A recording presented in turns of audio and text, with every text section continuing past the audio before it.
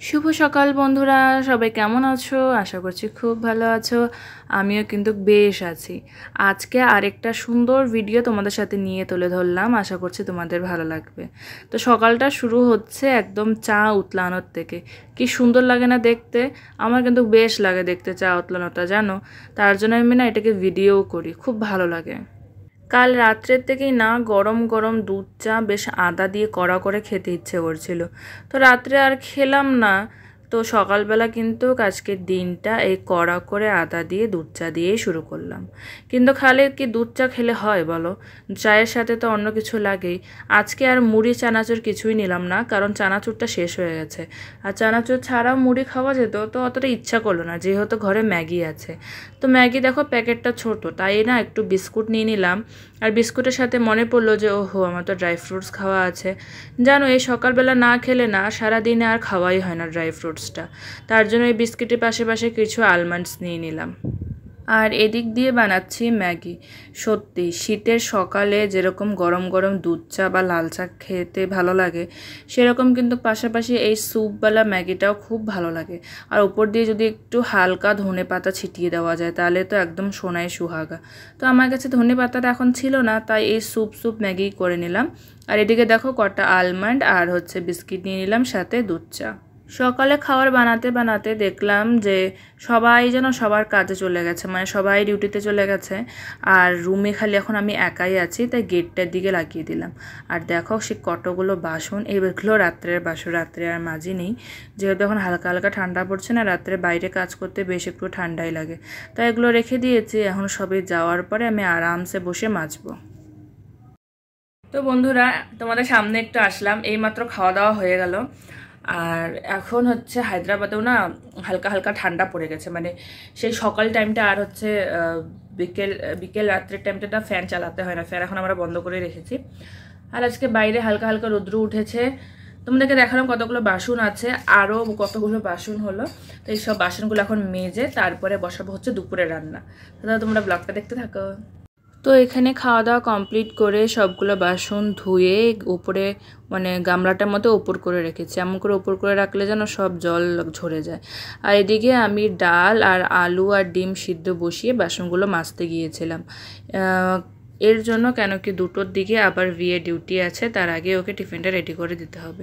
যেহেতু আজকে আমি একটু সকালবেলায় উঠেছি, অনেক টাইম আছে আমার কাছে, তাও লাগলো যে ওগুলো বসিয়ে দিয়ে এগুলোও সিদ্ধ হয়ে যাবে, তার মধ্যে আমার বাসন মাজাটাও হয়ে যাবে। তার জন্য ওগুলো সিদ্ধ করে বসিয়ে দিচ্ছি, আর আমি বাসনটা মেজে আসলাম। আর যেমনভাবে এমন কাজ সুন্দর সব কিছু সিদ্ধ হয়ে গেছে, ডালও আলুও ডিম, আলুগুলো একটু বেশি সিদ্ধ হয়ে গেছে। তো যাই হোক, কোনো একটা অসুবিধা হয়নি। এখানে দেখো আমি ডিম আর আলুগুলো সুন্দর করে ছুলিয়ে নিলাম, আর তার সাথে সাথে ডালটাও এখানে ফোড়ন দিয়ে দিচ্ছি। আজকে বাজার শেষ, বাজার করতে হবে, তাই টমেটো আর দিতে পারিনি কোনো সবজির মধ্যেই। টমেটো ছাড়াই বানালাম, ডালটা তো ভালোই হয়েছে খেতে, কিন্তু ডিমের সবজিটার মধ্যে একটু টমেটো দিলে ভালো হতো। ওখানে অবশ্য আমি দই দিয়েছি, তাও যেন একটু টমেটো দিলে আর কি ভালো হতো। মানে আমাদের টমেটো খেতে খেতে এরকম অভ্যেস হয়ে গেছে না, যখন সবজিতে টমেটো না দিলে না ভালোই লাগে না। তো কালকে এনেছিলাম শাক, ঘরে অল্প একটু বেগুন আছে, তো ভাবলাম যে বেগুন দিয়ে পালং শাকটা বানাই। ঠান্ডার সময় কিন্তু খেতে বেশ ভালোই লাগে। তো এখানে হায়দ্রাবাদে না সেরকম কোনো কিছু নেই যে ঠান্ডা সবজি খালি ঠান্ডাতেই পাওয়া যায়, গরম সিজনে পাওয়া যায় না, যেটা আমাদের গ্রামে হয়। এখানে সব সিজনের সবজি সব সিজনেই পাওয়া যায়। এগুলো খাওয়া কিন্তু অতটা ভালো না, আর অতটা টেস্টও পাওয়া যায় না। মানে আমাদের গ্রামে শীতের সবজির যা টেস্ট, সেরকম কিন্তু টেস্ট হয় না। কিন্তু চলো কাজ চালিয়ে নিই। আর এখন তো ঠান্ডা পড়ছে, তো এখন পালং শাকটা অ্যাভেলেবেল, আর সবসময়ই অ্যাভেলেবেল। তো এখানে আগে আমি সব কিছু গুটিয়ে নিলাম, মানে পালং শাক, বেগুন। তারপর আজকে বানাবো ডিম কষা। তো ডিম কষার জন্য দেখো এখানে তেলটাকে গরম করে নিয়েছি, তারপরে একটু গোটা গরম মশলা ফোড়ন দিলাম, পেঁয়াজ কেটে রেখেছি, আর ডিম আর আলুটাকে তো আগে আমি সিদ্ধ করে লবণ হলুদ দিয়ে ভালো করে ভেজে নিয়েছি।